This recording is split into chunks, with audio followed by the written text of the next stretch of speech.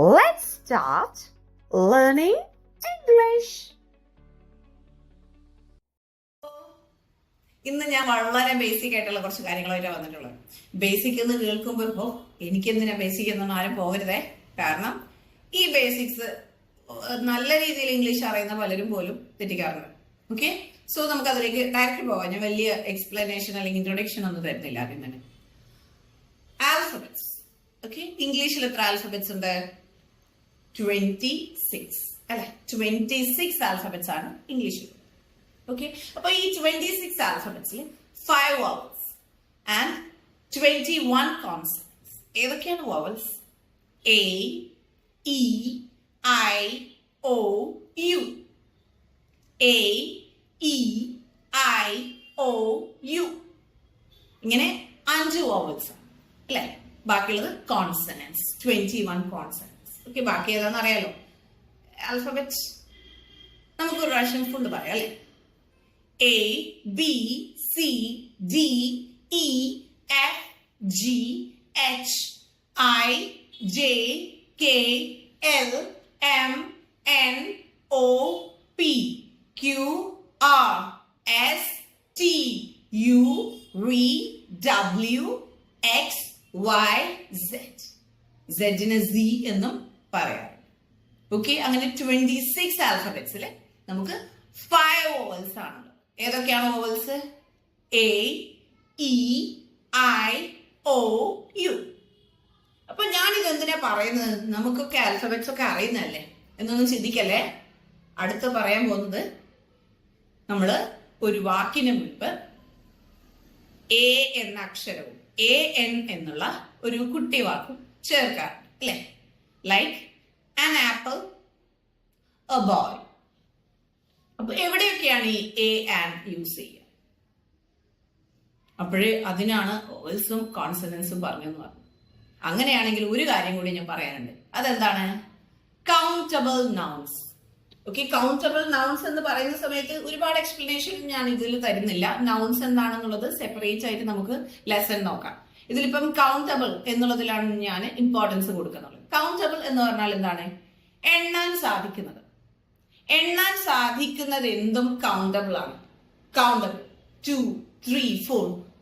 അപ്പൊ അങ്ങനെ പറയുകയാണെങ്കിൽ കൗണ്ടബിൾ നൗൺസിന്റെ example apples, oranges, pens, pencils ഒക്കെ എന്താണ്? കൗണ്ടബിൾ നൗൺസ് ആണ് അല്ലെ.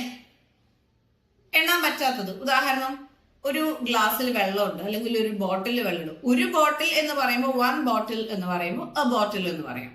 അല്ലാതെ വെള്ളം എന്ന് പറയുമ്പോൾ നമുക്ക് എണ്ണാൻ പറ്റുമോ? വെള്ളം ഇല്ല. ജ്യൂസ് എണ്ണാൻ പറ്റുമോ? ഇല്ല. അപ്പൊ എണ്ണാൻ പറ്റാത്ത കാര്യങ്ങൾക്ക് നമ്മൾ അൺകൗണ്ടബിൾ എന്ന് പറയും. ഓക്കെ, ഇത് കൗണ്ടബിൾ നൗൺസ്. Countable nouns. ഈ കൗണ്ടബിൾ എന്ന് പറയപ്പെടുന്ന എണ്ണാൻ പറ്റുന്ന സാധനങ്ങൾക്ക് മുന്നിൽ മാത്രമേ നമ്മൾ എ അല്ലെങ്കിൽ an ചേർക്കുള്ളൂ.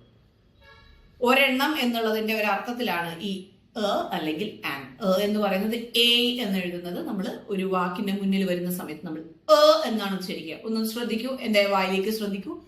A, A, A boy, A girl, A book, A pen, A pencil.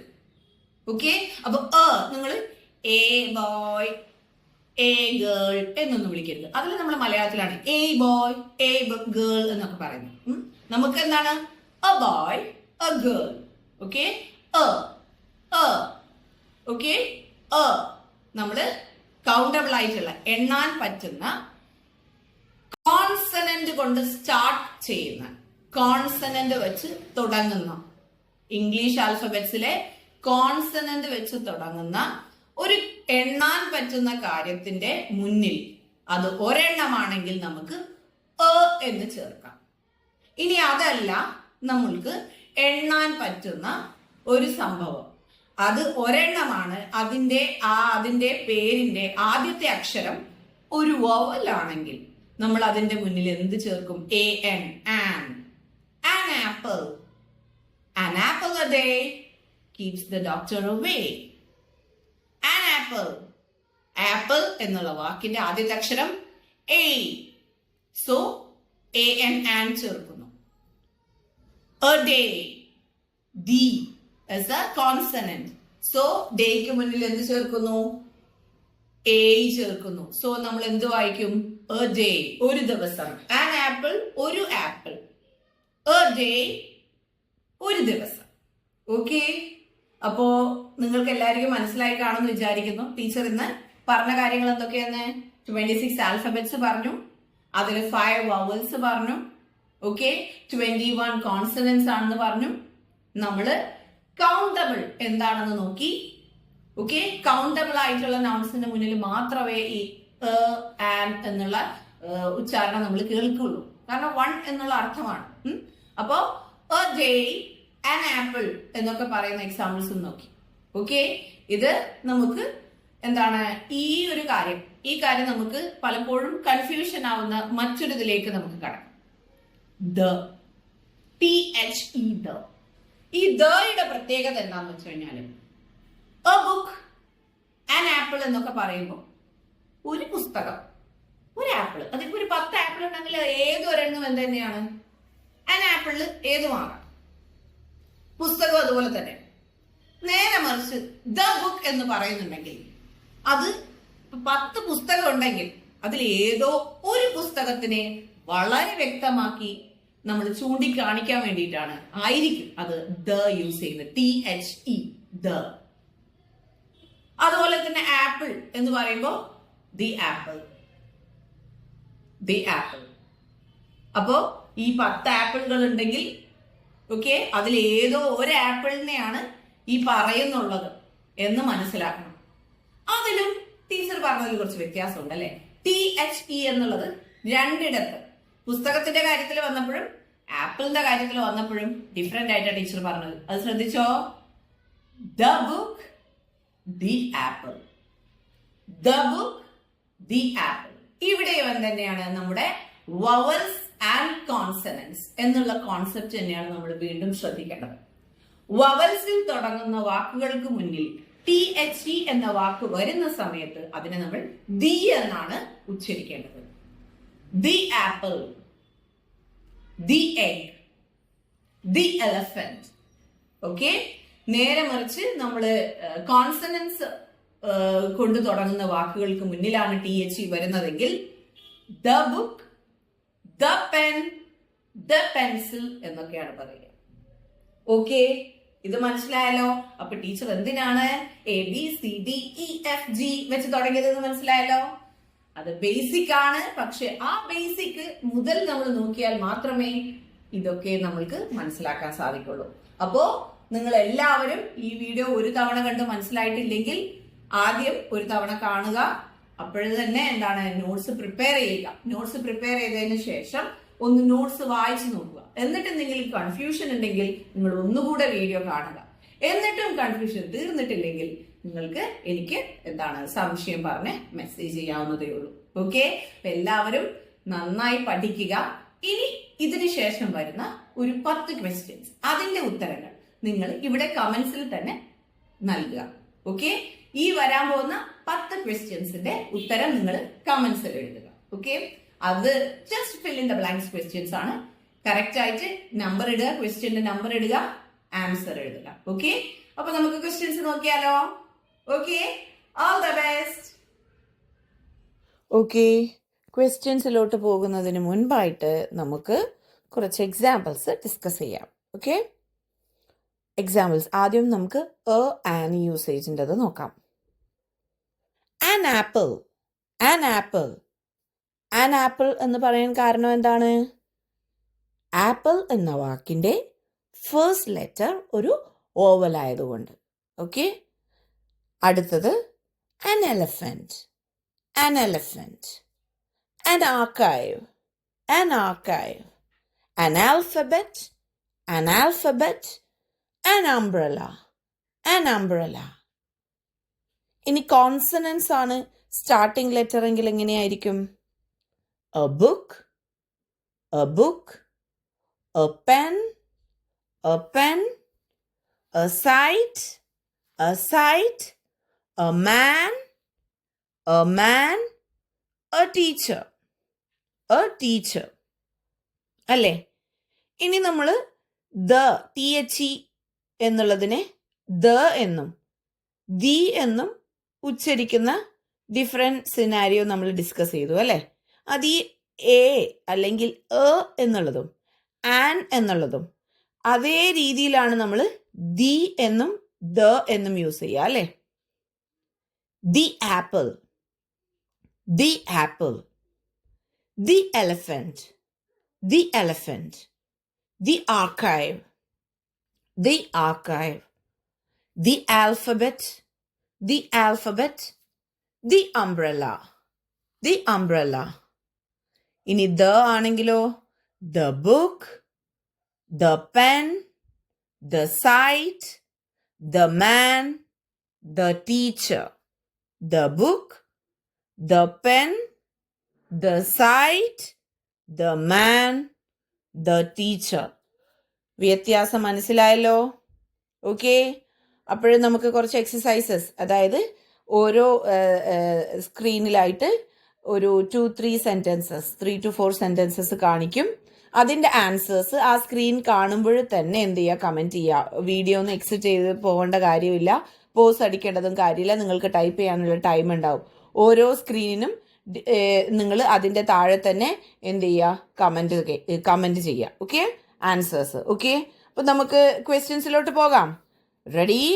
1, 2, 3, go. Okay, first question. She wants to become dash engineer. She wants to become dash engineer. അവിടെ ആണോ വേണ്ടത്, ആൻ ആണോ വേണ്ടത്? Okay. Next, Lisa wants dash burger. Lisa wants dash burger. അവിടെയും same, ആണോ an ആണോ? നമ്മുടെ questions മുഴുവനും അങ്ങനെയാണ്. ഓക്കെ, ആൻസർ നോക്കുക. നിങ്ങൾ എങ്ങനെയാണ് കണ്ടുപിടിക്കുക എന്നറിയാലോ. നമ്മൾ ഓർ ആൻ ഏത് വാക്കിന് മുന്നിലാണോ ചേർക്കേണ്ടത് ആ വാക്കിന്റെ ആദ്യത്തെ അക്ഷരം എന്താണെന്ന് നോക്കിയിട്ടാണ് നമ്മൾ ചേർക്കുക. Okay. Third question, is that dash chicken? Is that dash chicken? Fourth question, I saw dash dog in the park. I saw dash dog in the park.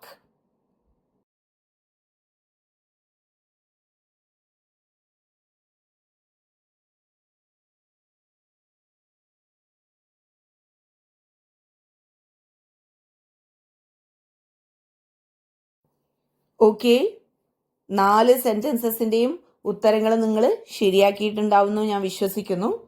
Next question, she wants to buy dash car. She wants to buy dash car. ഇനി നിങ്ങൾ red blue എന്നൊന്നും എഴുതി വെക്കല്ലേ. ഇവിടെ or an എന്നുള്ളതാണ് question. അപ്പൊ അതിലേതെങ്കിലും ഒരെണ്ണേ എഴുതാൻ പാടുള്ളൂ. നിങ്ങൾ എനിക്ക് നീല കാറാണ് വേണ്ടത്, എനിക്ക് ചുവപ്പ കാറാണ് വേണ്ടതെന്നൊന്നും എഴുതി വെക്കരുത്. Okay. She wants to buy dash car. Okay, next question. He ate dash apple for breakfast. He ate dash apple for breakfast. He ate dash apple for breakfast. Next, she has dash idea for the project. She has dash idea for the project. Next, we saw dash eagle flying. We saw dash eagle flying. Okay, വേഗം ഉത്തരം എഴുതൂ. എളുപ്പമല്ലേ? വാക്കിന്റെ ആദ്യത്തെ അക്ഷരം എന്താണെന്ന് നോക്കുക. അതിനനുസരിച്ച് or an ഏതാണെന്ന് വെച്ചാൽ എഴുതുക. ഓക്കെ, അങ്ങനെ നമ്മൾ 8 ക്വസ്റ്റ്യൻസ് നോക്കി അല്ലേ. 10 മതിയോ? അല്ല, ഒരു 20 എണ്ണം തന്നെ നമുക്ക് നോക്കാം അല്ലേ. എളുപ്പമല്ലേ? Okay, here comes the next set of questions.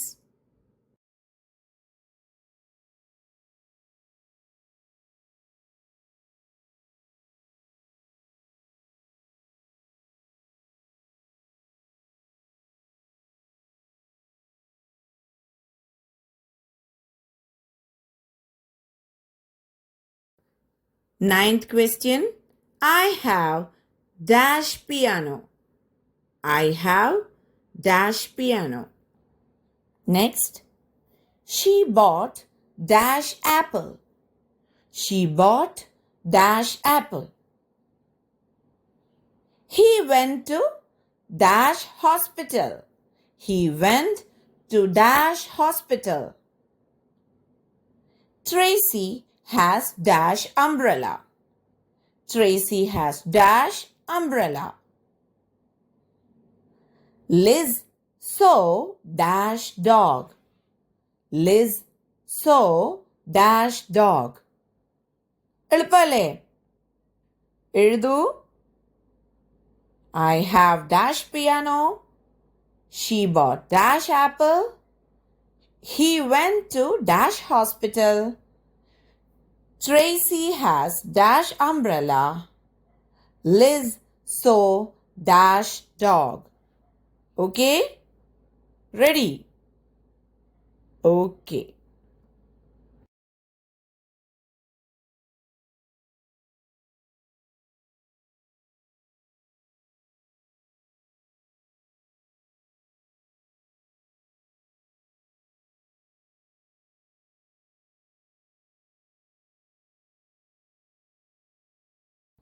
Next, they ate dash ice cream. They ate dash ice cream. He bought dash new phone. He bought dash new phone. Jack took dash exam. Jack took dash exam. I rented dash bike. I rented dash bike.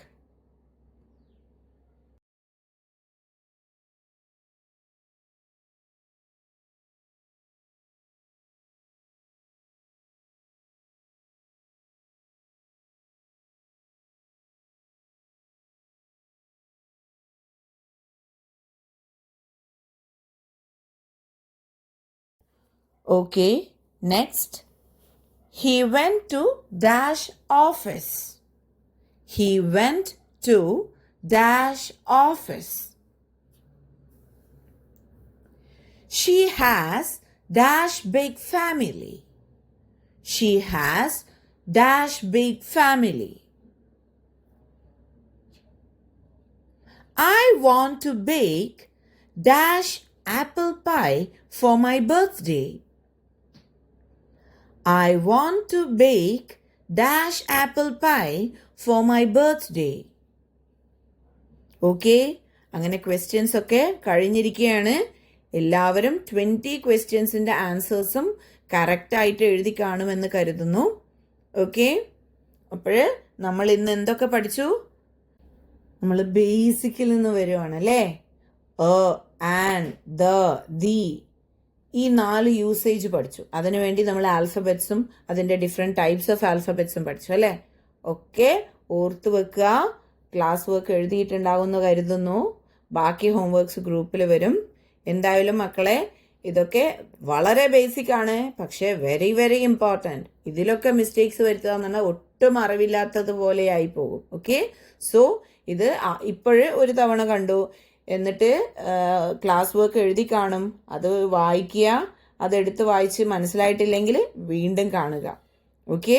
Class work എഴുതാൻ പറയുന്നത് പ്രത്യേകിച്ചിട്ട് എന്താണെന്ന് വെച്ച് കഴിഞ്ഞാൽ, നിങ്ങളൊരു 5 classes 6 classes ഒക്കെ കഴിഞ്ഞ് പിന്നീടും first മുതലേ നോക്കുകയാണെങ്കിൽ ആ സമയത്ത് നിങ്ങൾ എല്ലാ വീഡിയോസ് എടുത്ത് നോക്കുന്നത് അതൊന്നും പ്രാക്ടിക്കൽ ആയിട്ടുള്ള കാര്യമല്ല. ഓക്കെ? സോ ആ സമയത്ത് നിങ്ങൾക്ക് ഹെൽപ്പായി വരാനാണ് ഈ നോട്ട്സ്. എന്നിട്ട് നോട്ട്സിൽ മിസ്റ്റേക്സ് ഉണ്ടെങ്കിലാണ് വീണ്ടും വീഡിയോ കാണേണ്ടതായിട്ട് വരിക. ഓക്കെ? സോ നോട്ട്സ് പ്രിപ്പയർ ചെയ്യുമ്പോൾ, ക്ലാസ് വർക്ക് എഴുതുന്ന സമയത്ത് വളരെ ശ്രദ്ധിച്ച് എഴുതുക. അപ്പോൾ എല്ലാ മക്കൾക്കും ബൈ.